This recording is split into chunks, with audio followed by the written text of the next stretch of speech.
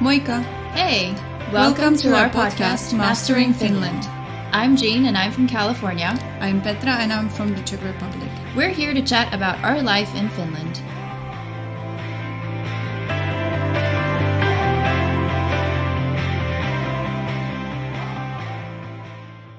Hi, Jenny. Why is it so creepy? Hi, Jenny. Well, because I didn't want to say hi, Jean, because you were going to shout at me. Yes, I don't like hygiene because it becomes the word hygiene. But I am hygienic, so it wouldn't be inaccurate. So don't complain. She's Jean, but yeah. Okay. All Hello, Petra. Yes, hello. Good to see you. Yeah. You too. So today we would want to talk about student life. Yay, Yes. the best part of our lives that's gone. It's so... And it's gone. It's so true, though. I would do student life all over again. Yes. Like this student life. I didn't like college, but this university exactly. was awesome. Definitely. Yeah, we just wanted to mention all the student perks because I feel like Finland has a lot more perks than, for instance, the States. If you're a student and you have a student card, you can literally get a discount everywhere. Usually it's like 10 to 15%, but I mean, hey, if you are, going there constantly, you could be saving a lot per year. You get this student card, which you have, it's done via this Frank app, and also you can get like physical student card. Yeah. So there are two options, right? Yeah, is the Frank app for all over Finland? Yeah, it is. Okay. It is. Okay. So this Frank app, it's like virtual student card that you can download. They wanted some money for it, but now it's again for free. It's for free. It's an app, but you have to like Google it. You can't find it in Google. Yeah, or I don't think you can. I mean, I did. I don't know. But the point is that you just fill in all the stuff that they ask you to fill in, and you get this digital student card. Yep. Or you have to order a physical student card, which I would recommend you to get if you are planning to travel, for example, around Europe. Mm-hmm. Because in the rest of Europe, you might not get accepted with this. Well, when I traveled, they did. But they did. Where, though? They checked which countries? Yeah, exactly. Here you go. Nordics are not the rest of the Europe, yeah? Or Estonia, I think. I don't know. But somewhere close. up in the north. So if you go to Czech, no one is gonna... They've never seen such a thing. No, they'll be like, no. Yeah. No. I'm on this card. Yeah. And that's it. Yeah. Actually, and it's called iSeek. Yeah, one of our friends has that. Yeah. Yeah, I have that also. I won't say her name, but yeah, she has that now. And I forget how much it is, but I think... This iSeek is a bit more. It is more expensive. Like, it was extra 15 euros, but it's great because... You can travel with it all around Europe, and get discounts everywhere. Yeah. So it was worth it for me when I was getting trains from Prague to Ostrava in Czech, where with student discount it's way cheaper. Oh, so okay, nice. And so this iSeek bit is quite good for you but if you're also planning to go, or if you're from like European country and going to Finland for studies. Yeah, I guess because if you're European and you are most likely gonna have the ability to travel around Europe, then that is definitely a worthy investment. Yeah. I just got the normal card, and I think I paid 15 euros for it, and I'm glad I got it because I still use it. I'm not a student now you're gonna anymore. go to jail. I graduated last year. Oh my god! Now she's gonna go to jail, and I will need to do it by myself.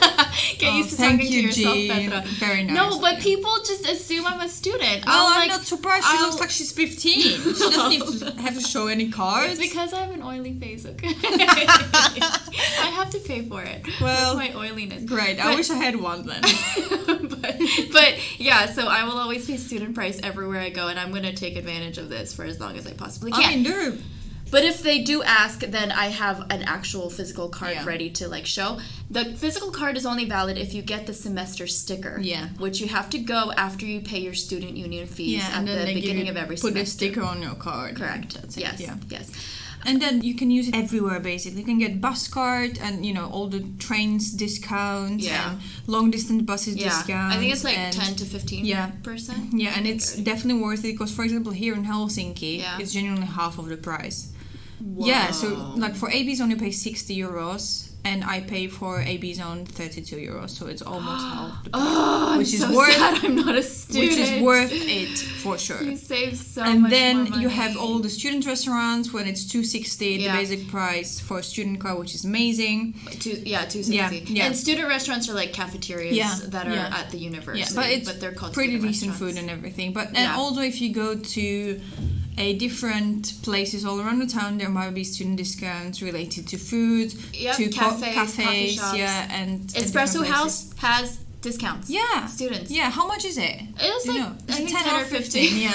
10 or Basically, 15. the key numbers are 10 to 15%. Yeah. I don't think I've seen more. Yeah, I don't think so. Unless it's some other, like... And also, like cinema, the main cinema, it's called Finkino here. Yeah. And during work days, you can get Yeah. student discount, which is again 15%, I think. All day. It's not just like during the day or something. Yeah.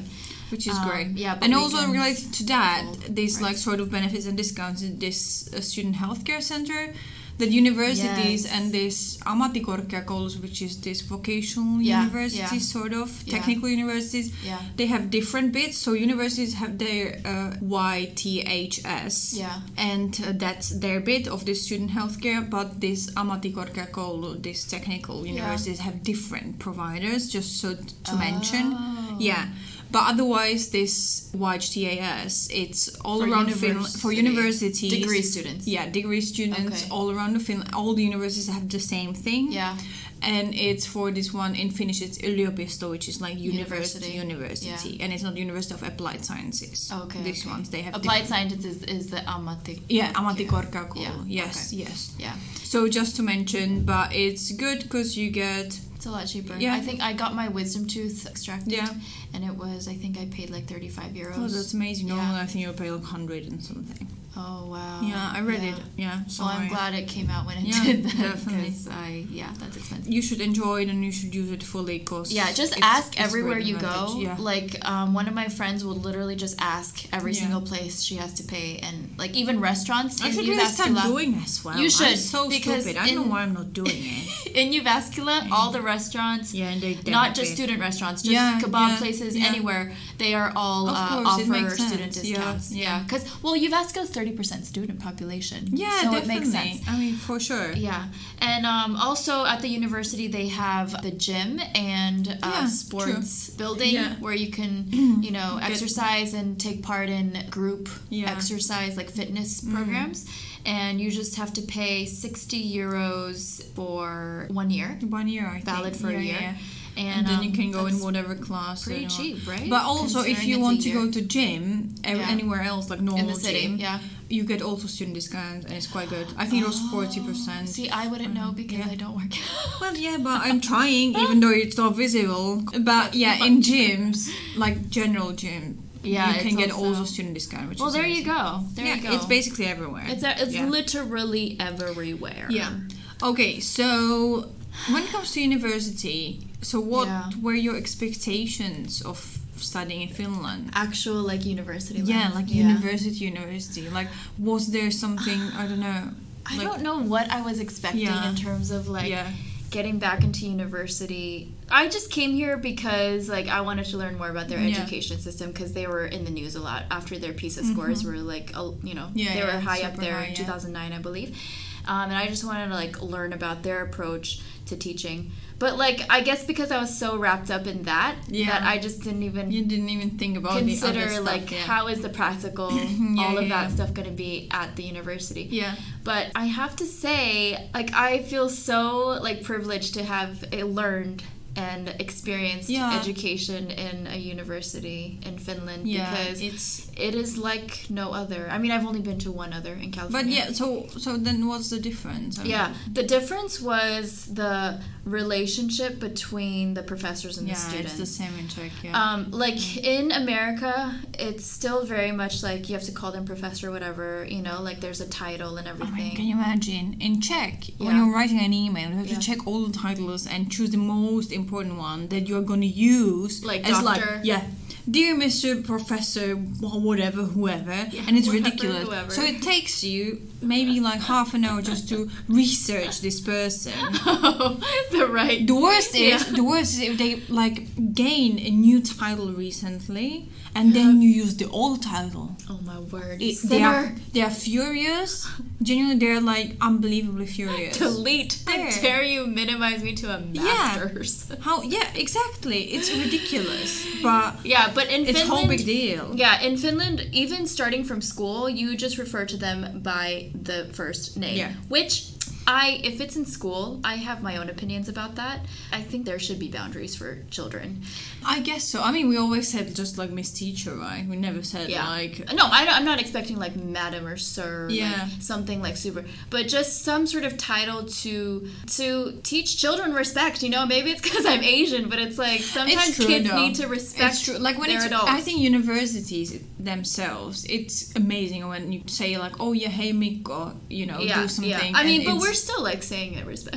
Yeah, of course. Yeah, but I think, as you said, when it comes to like smaller kids, there is this it's like still a little balance too between informal. Between it being like and it affects too much, affects like classroom management. I've noticed just from my observations of being at that Finnish school we went to. But anyways, that aside, where it really shows up this like close. Like that we're on equal level playing fields is when they also try to learn from you. Definitely. So when they are in the classroom, they're not like, sit down, I'm going to throw all this knowledge and information at you. You write it down and I will test you at the end. It is so not that at all. And it was so refreshing to be in so good. Such a like... And it's dialogue. Engaging it's about atmosphere. Like sharing, and we were all from different countries, and we had so many assignments where we were, or discussions. Yeah. We were supposed to share with each other different like perks of our educational systems and create this whole like puzzle picture of the whole world of education. Yeah, and they are there with us. Yeah. And they also learn, and they show, you know, it was amazing. And they have that attitude of like, I think they've also told us as well, like, we are also here to learn from you. Yeah, definitely. Like, they see us just as much as a resource. I mean, not to sound like cheap, but like they see us also as valuable people with knowledge where they can learn from us as well. Definitely. And I think like with one of the classes, we were really frustrated because we just wanted them to tell us because it was an educational leadership class. I don't know if you've heard of us complaining about that course. Oh yeah, I've heard that like so much. A mysterious course because we were learning about teacher agency, teacher identity, and like all these other terms theoretical terms. And like instead of them telling us what it is, we were in groups, divided up into groups, and they kept wanting us to figure it out on our own. Okay, and that is very much like the essence of the Finnish approach to learning is do it yourself, and it's not the answer that's going to like help you out, it's the process to which, you know, to get to the answer that you will learn a lot from. I still think they need to rethink that course because it was so frustrating. I mean, I think it depends. They kept us in the dark, and like they didn't explain. They did lecture, but it wasn't very clear. And then like when we asked for help, when we would ask for help, they would like answer very cryptically. It was just so confusing. But anyways, that should give you an idea of their approach to learning is you take your time, and they are not afraid to take time. Yeah, I really like the point where you can be critical towards them and you don't have to be afraid. That's true. It's not meant to be like you are just criticizing them all the time and that's it. No. But it's allowed, and they are welcoming the criticism and feedback. Yeah. And that's how it's built, which I really love about it. Because in Czech, I've never had a chance to give a feedback, like a proper feedback. Yeah. And if I had a chance, we had these online forums now, I've always been scared. What if they get to know who it was and they're going to kick me out for it? Because it happens, this sort of stuff. Like when a professor in Czech, at Czech university, I'm not saying all of them, but the university where I went to, gets a bit too, you know, like feels maybe like endangered by a student in a way. Yeah. Then they're genuinely going to kick him out. They're going to kick him out. Yeah. Yeah, no, and... which to me is just... I was always scared of going to have exams and stuff because... What if you just say something offending by an accident and that's going to stay with you forever and that's why they're going to kick you out? Yeah. I think also what's really cool is not only can you provide feedback here, you can also in America, like they'll do like teacher evaluations at the end of the course, but I think here, and maybe it's also because it's a smaller population, they actually take the feedback seriously and they take it into consideration. Definitely. And they ask for feedback on a lot of things. Like, for instance, we had the university library that was being remodeled. I remember getting an email asking, like, give us your input on... What would you want? What would you want the new library to have, to look like? But that's how it should be. It is how it should be. It's for students. And it makes you feel valuable. Definitely. and makes you feel Exactly, part of it. Yeah, definitely. But yeah, it's just even during the course, if you feel like something is not clear, you can go to the teacher, you can ask, they are willing to explain, they're willing to give you more resources, they're willing to like take the feedback, and it's just very refreshing. Then you can be yourself. It's very like easygoing in the sense of there is no pressure. And I've never been scared to go to a person at the university. But they'll probably just give you more reading. But it's all right. But that is helpful. Yeah, but that like, is a resource. with whatever issue I've ever had, I've never been scared to go and talk to somebody. Yeah. Whether I would never do that in my Czech university. I didn't want it to be connected to me as a person, not to me as a student, which is a whole different identity that I had there. But also the big difference is that we didn't need to buy any textbooks. In America, you pay like just for one book. If it's not used, if it's new, you can pay like... So even at university, $60. Like it's expensive, and that's just for one course in university. Oh really? So like per semester you could be paying like several hundreds of dollars. So in Czech it's a bit different. Most of the teachers are providing you with their own written materials. That's a lot of what they did in Finland also. So they have their own written materials that they co-wrote with somebody or something like that, which they're real like scripts to the course.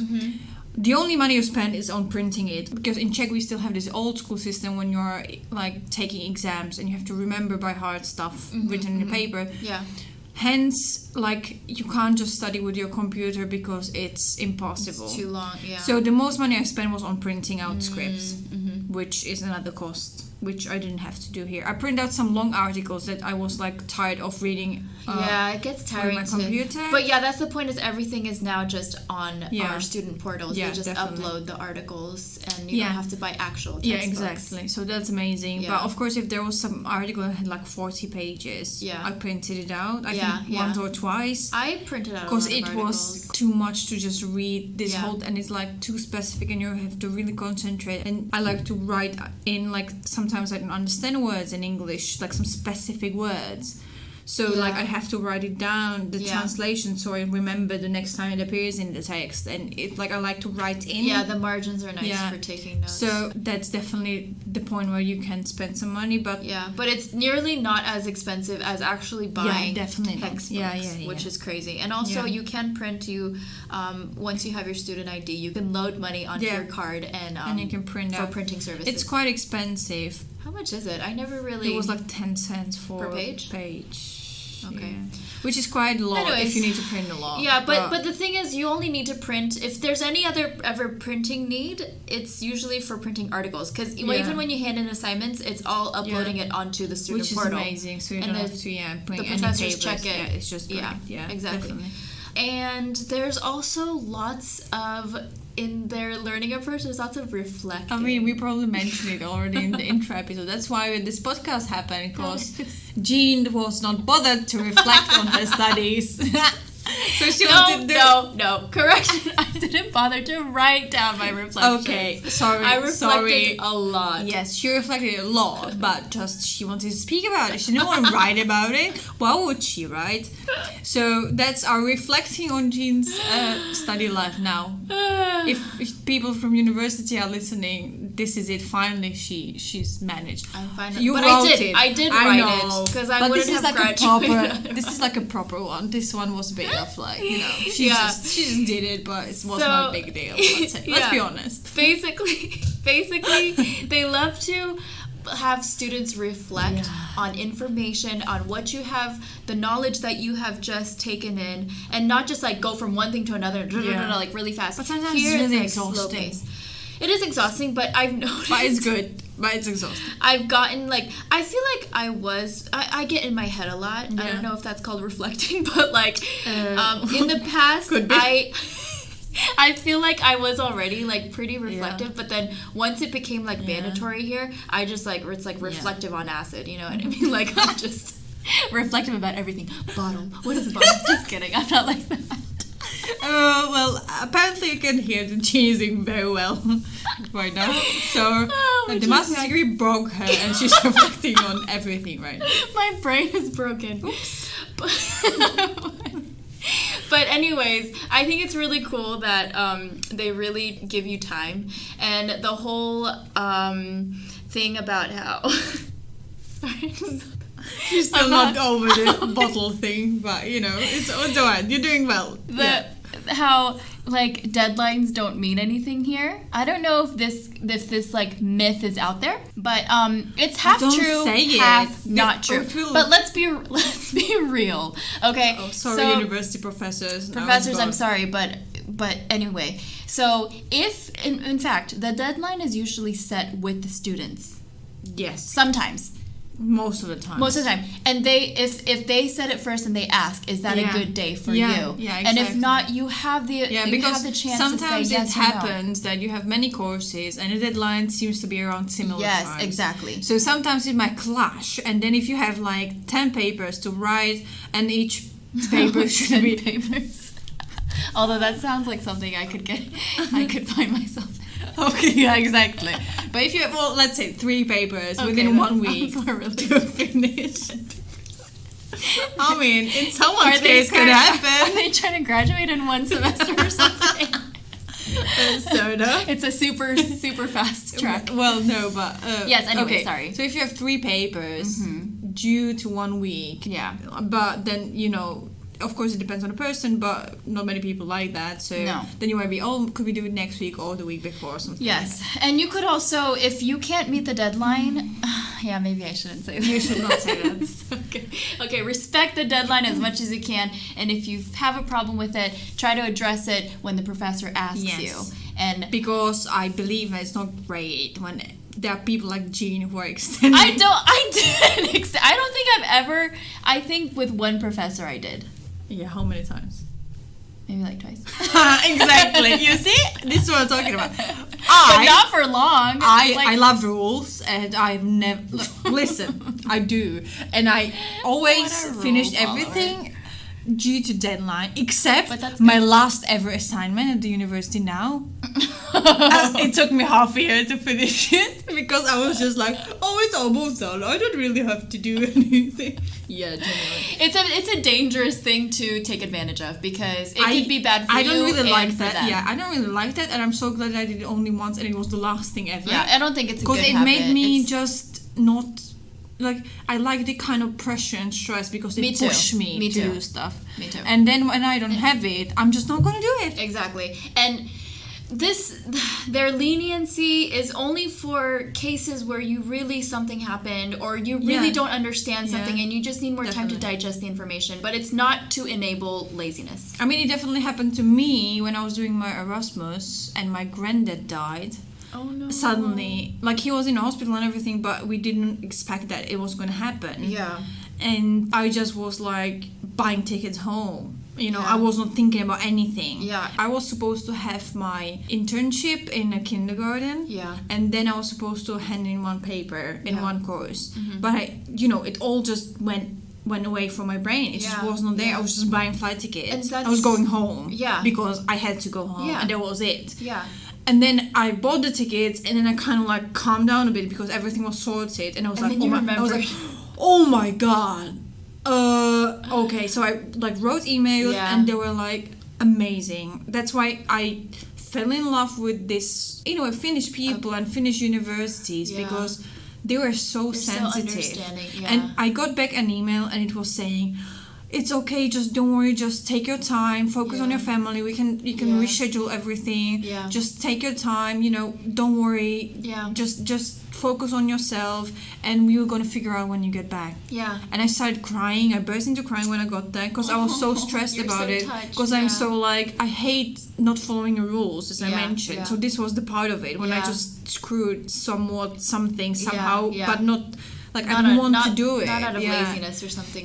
But I hate these moments, and I felt so guilty, and then I was like stressed about it. It was great, and that's definitely part that you can find here. And I think that's another thing that is awesome is that they really do care about your well-being, And they actually... It's like the overall well-being, not just like physical well-being, but also mental health. But your mental health. And I remember in the orientation, they would say, like, of course study, but also don't forget to have fun. Yeah, I remember which I really saying loved, that in the orientation. and it was so important. It was, and it just shows you how, like, they really do. I think Finland was also in the news about having good work-life balance. And it just shows that, yes, they really do, even though maybe not all workplaces here definitely keep that, but at least the value of it and recognition of it is there. And so, also in addition, the university provides things like for mental health.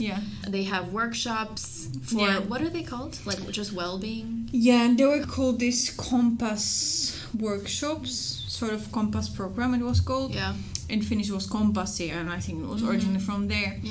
I did it myself, and it was really amazing, and it was led by 2 international students of psychology, which was really amazing. Oh, yeah, that one. And we were a group maybe of 8 people, international people. This is to like receive counseling of some sort. Well, or like it's not really counseling. It's more like to learn about mindfulness and meditation and how to like handle stress. How to handle it yourself. Which is so you don't have to have a problem, but it's sort of if you're a bit sensitive or something, or you would want to learn. That's definitely a thing they offered, and it was for free. And we met once per week for maybe 3 months or something. Is this something that happens every year, or was it just that one time? I think it happens every year. That's really nice. And it was, I think, maybe second year of international people, and there's also Finnish version, which is really amazing. Which is so connected to this goodies program. Yeah, the goodies program, is which I also used because I'm a bit too sensitive individual. Unfortunately, sometimes, and I had a real issue, depression/anxiety, and I broke down. There were so many things that caused it, but the point was that I could not anymore. And then the goodies part was the thing that I was like, okay, I'm gonna write now. There is a variety of the teachers who are the goodies, but we also have the people who led our program were the goodies, but I didn't really want to kind of connect like my mental state with me being as a student as they kind of see me.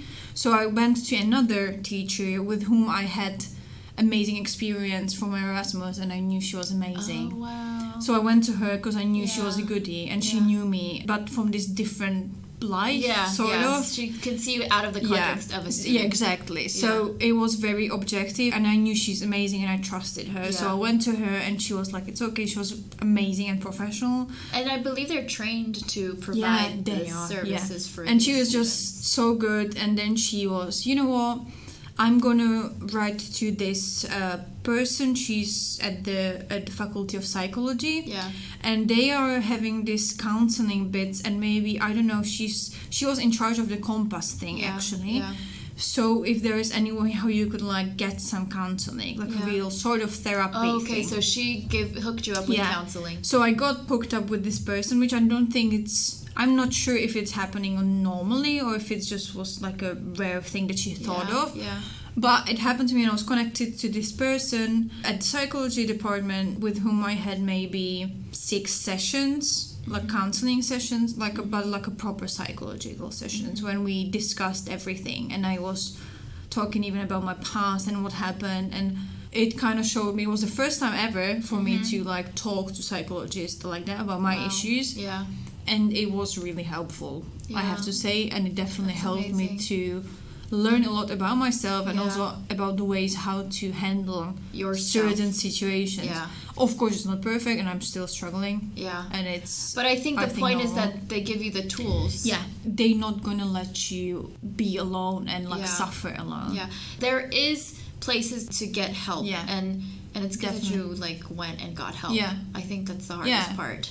But I was already in that point that I was really hurting, and I could not anymore. It was just too much. But don't be afraid. It's okay. It was like when you go to doctor when they can't speak about anything. Confidential. No one knew anything unless I said it. To my friends. Few of my friends knew this. But what I learned through the whole process of like learning about my mental health and handling my mental health is that I have to speak about it. Yeah. Because it makes it normal. Right. It's not like a bad thing that you don't feel great every day. No. And it's allowed. It's gonna happen. Yeah, and everyone has their certain boundaries that if you cross, they gotta break. And level of tolerance. Yeah, but I think it's important to speak about that because definitely you would not know how many people then open about their issues to you. Yeah.